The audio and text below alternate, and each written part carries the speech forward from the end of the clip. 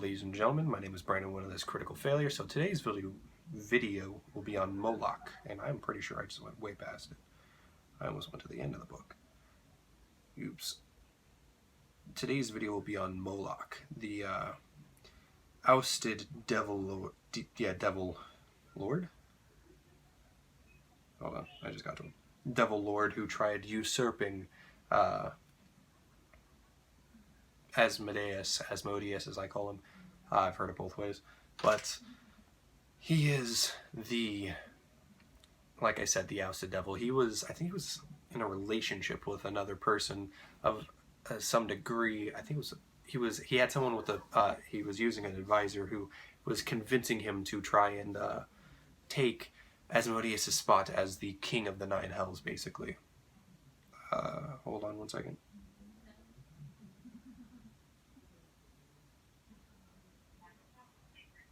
Sorry. But he was caught by Asmodeus before anything happened, and I am tired of this. Like, it just kicks me out of my stuff when I go to message my friend. That's bullshit.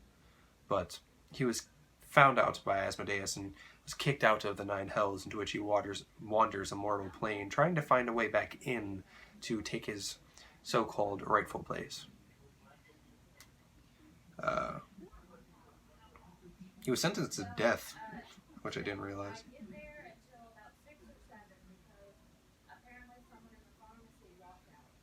Trying to read it.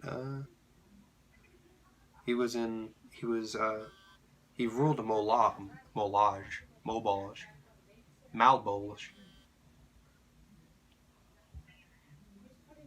He was favored by Asmodeus, so he basically is like the devil compared to Asmodeus. Like, he was favored and then taken away because he was stupid.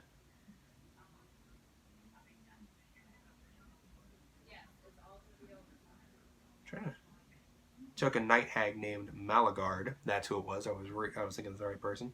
And eventually she was just feeding her his mind with bullshit and making him think that he was better than what he was. But Asmodeus was like, "Oh, you're trying to take over my place," and went, "You're gone." Sentenced to death.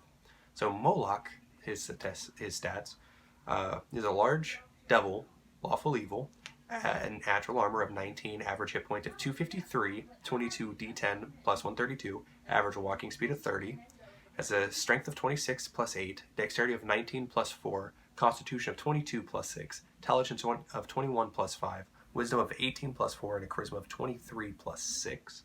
And I forgot to show you a picture of him, but he looks... I'm gonna try and... He looks like that. Like, I imagine him to look kind of like what the devil in Christian religion would. But he is proficient in dexterity. And for his proficient saving throws, it's dexterity, constitution, wisdom, and charisma, which are 11, 13, 11, and 13, respectively. And then his proficient skills are deception, intimidation, perception, which are 13, 13, and 11, also respectively. So I think it's a +7. I want to say it's +7. I don't know how to do math very well, and that's basic math. But he is resistant to cold, blushing, piercing, and slashing from non-magical weapons that aren't silvered, damage immunities to fire and poison. He can't be charmed, exhausted, frightened, or poisoned. He has dark vision up to 120 feet, passive perception of 21, speaks all languages, and has telepathy up to 120 feet and a challenge rating of 21, 33,000 XP. He has innate spellcasting, which charisma is spellcasting ability, and his spell save DC is 21. He can his spells at will are alter self, becoming medium when changing appearance, animate dead, burning hands as a 7th level spell, confusion, detect magic, fly, gaze, major image, stinking cloud, suggestion, and wall of fire. Once a day he can use flame strike or symbol, stunning only. He has legendary resistance 3 times a day, which is basically he will be able to pass a saving throw that he fails whenever he wants, only for 3 uses. He has magic resistance, so he has advantage on saving throws against spells or other magical effects. Magic weapons, so any melee weapon attack he uses is considered magical. He has regeneration, so he regenerates 20 hit points at the beginning of every one of his turns, and if he takes radiant damage, it does not allow him to regenerate, and if he ends his... He only dies if he has 0 hit points and can't regenerate. And he has multi-attack, 3 attacks, one with his bite, one with his claw, and one with his whip. I would say use whatever you want. His bite is a melee weapon attack, 15 to hit, reach of 5 feet, 1 target only, 26 average, 48 piercing damage. It's a really strong bite. His claw attack is a plus 15 to hit, reach of 10 feet, 1 target, 17 average, 2d8 plus 8 slashing. I would say fire for the both of them. I think it'd be cool, like a d4, d6. Then many-tailed whip. It's a plus 15 to hit, reach of 30 feet, 1 target only, which is weird.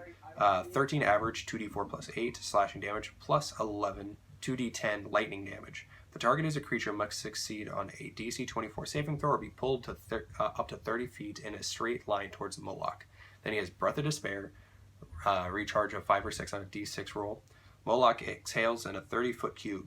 Each creature in the area must succeed on a DC 21 Wisdom saving throw or take 27 5d10 psychic damage. Drop whatever it is holding and become frightened for 1 minute. While frightened in this way, the creature must take a dash action and move away from Moloch by the safest available route on each of its turns, unless there is nowhere to move, in which case it doesn't need to take the dash action. If the creature ends its turn in a location where it doesn't have line of sight to Moloch, the creature can repeat the save on a successful save. He has teleport, so he can take whatever he has wearing, teleport up to 120 feet area that's unoccupied space near him that he can see. He has 3 legendary actions: Stinking Cloud, he casts Stinking Cloud, Teleport, which he teleports, and he can use his whip.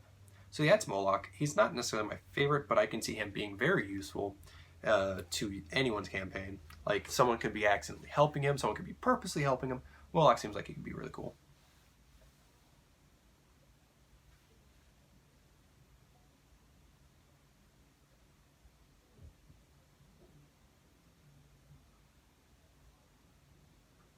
But yeah, that is Moloch of the D&D 5e universe. I appreciate you guys watching. Please leave a like and subscribe, and I will come back to you with more videos in the near future. Peace.